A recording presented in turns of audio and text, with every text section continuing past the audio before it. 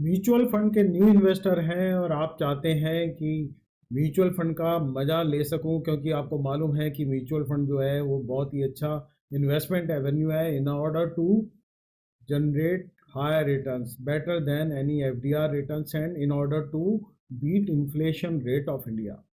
तो फ्रेंड्स, उसके लिए मैं आपको सजेस्ट करूंगा कि इंडेक्स फंड एक अच्छी बैट हो सकती है। तो दोस्तों, मैं हूं आपका दोस्त and host Harinder Pal Singh and you have started watching H S money Mantra channel. तो आज हम आपको बताएंगे कि अगर आप बिगनर हैं म्यूचुअल फंड के, तो आपको कहां से शुरुआत करनी चाहिए, क्योंकि हर कार्य का जो बिगनिंग होती है, जो स्टार्टिंग होती है, वही सबसे ज़्यादा टफ होती है। और एग्जीक्यूशन के लिए सबसे पहले आपको स्टार्ट करना बहुत ज़रूरी होता है। तो सबसे पहले हम समझ लेते हैं कि इंडेक्स फंड होते क्या है।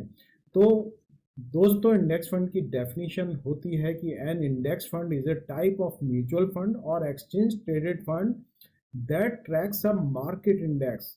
वो निफ्टी इंडेक्स भी हो सकता है, वो बीएससी भी हो सकता है, एनएससी भी हो सकता है, वो कोई एसएनपी भी हो सकता है, कोई भी सेंसेक्स हो सकता है जिसको कि एक पर्टिकुलर फंड ट्रैक करता है, उसको हम इंडेक्स फंड कहते हैं।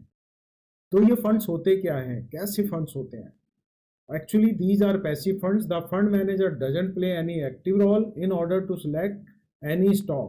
The fund manager simply copies the index while building the portfolio, and he or she tries to maintain the portfolio in sync with its index at all time. जहां पर ये जिस पोर्शन में वहाँ पर stocks होते हैं, उसी पोर्शन में उसको रखने की ट्राई करता है। तो इसकी वजह से यहाँ पे एक्सपेंस रेशियोज कम हो जाते हैं, क्योंकि वो कोई भी एक्टिव रोल नहीं करता। तो अब इसके लॉसेस क्या हैं कि जो इक्विटी फंड्स में लॉसेस होते हैं, यानी कि रिस्क होता है, ऐसा रिस्क यहाँ पर भी इन्वॉल्व है।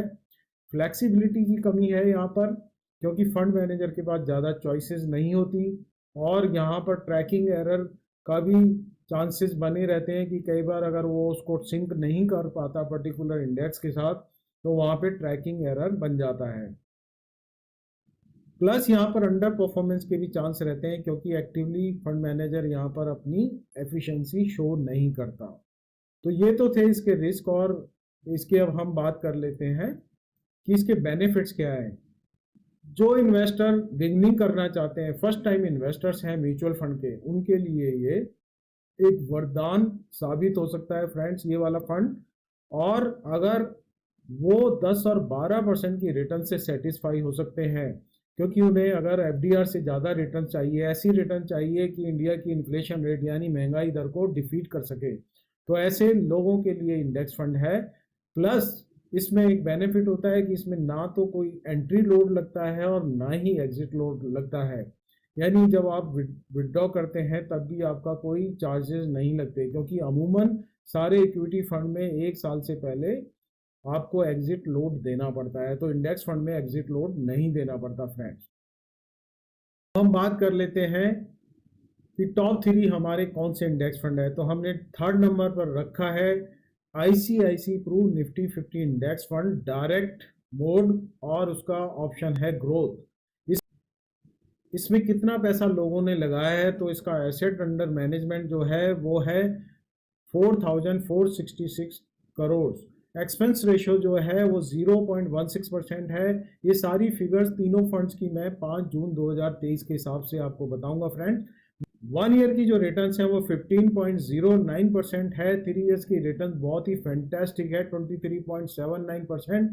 5 ईयर्स की रिटर्न भी बहुत ही अच्छी है, 12.70%। और जब से ये फंड स्टार्ट हुआ है तब से लेके आज तक इस फंड ने 13.10% की रिटर्न दी हैं। और वैल्यू रिसर्च जो रेटिंग है वो 3 स्टार रेटिंग है, हाईएस्ट रेटिंग 5 होती है, क्योंकि इसमें बहुत कुछ करने के लिए नहीं होता। तो इसमें बहुत सारे जो पैरामीटर्स हैं उनकी ज़रूरत नहीं पड़ती कि पी रेशो या अल्फा या beta, standard deviation etcetera etcetera. इसमें आप रिटर्न देखिए और कंसिस्टेंसी देखिए। अब हम बात कर लेते हैं सेकंड नंबर के फंड की। तो सेकंड नंबर पे जो आया है हमारे हिसाब से वो आया है बंधन Nifty 50 index fund direct growth. इसका जो एसेट अंडर मैनेजमेंट है फ्रेंड्स वो 720 करोड़ का है। एक्सपेंस रेशो 0.10% है। 1 ईयर की रिटर्न जो है 15.25% है एंड 3 ईयर्स रिटर्न जो है 23.87% है। 5 ईयर्स रिटर्न जो है 12.92% है। सिंस इंसेप्शन रिटर्न जो है वो इसकी 12.70% है, जो कि किसी भी एफडीआर या किसी भी महंगाई दर से ज़्यादा है। वैल्यू रिसर्च जो रेटिंग है इसकी बहुत ही फैंटास्टिक है, 4 स्टार इसको वैल्यू रिसर्च ने दिया है। तो आपने देखा कि इसकी कितनी अच्छी परफॉर्मेंस है, जो किसी भी बैंक एफडीआर से कहीं बेटर रिटर्न्स हैं। अब हम बात कर लेते हैं नंबर वन। नंबर वन जो फंड है वो कोई और नहीं friends, Nippon India index S&P fund है। डायरेक्ट ग्रोथ, इसमें एसेट अंडर मैनेजमेंट जो है 792 करोड़ का, एक्सपेंस रेशो 0.20% है। 1 ईयर रिटर्न जो है 15.80%। 3 ईयर्स रिटर्न जो है 23.80%। 5 years return are 13.20%। And since inception returns are 12.70%। Value research जो रेटिंग है वो इसकी 3 स्टार है। आपने कि तीनों फंड्स की जो रिटर्न थी वो ऑलमोस्ट सेम थी, तो आप इन तीनों फंड्स में से कोई भी चूज कर सकते हैं। आप अगर चाहें तो लमसम इन्वेस्ट भी कर सकते हैं, अगर आप चाहें तो इन फंड्स में SIP भी स्टार्ट कर सकते हैं। इसके ऊपर मैंने एक पहले वीडियो बनाई है, अगर आप चाहें तो वो देख सकते हैं आई बटन में जाकर, लमसम और SIP के ऊपर। अगर आपको दोस्तों ये वैल्यूबल इंफॉर्मेशन लगी तो आप इस वीडियो को लाइक करें, और अगर आप चैनल पर न्यू हैं तो सब्सक्राइब करें। और अगर आप अपने एरिया में, अपनी फैक्ट्री में, अपने ऑफिस में, अपने कॉरपोरेट में, या आपने अपने RWA में कोई इन्वेस्टर अवेयरनेस प्रोग्राम कराना चाहते हैं तो कॉन्टैक्ट अस। अगर आप अपना पोर्टफोलियो रिव्यू कराना चाहते हैं तो कॉन्टैक्ट मी। हम आपकी पूरी कोशिश करेंगे कि आपको ज़्यादा से ज़्यादा रिटर्न दिला सकें।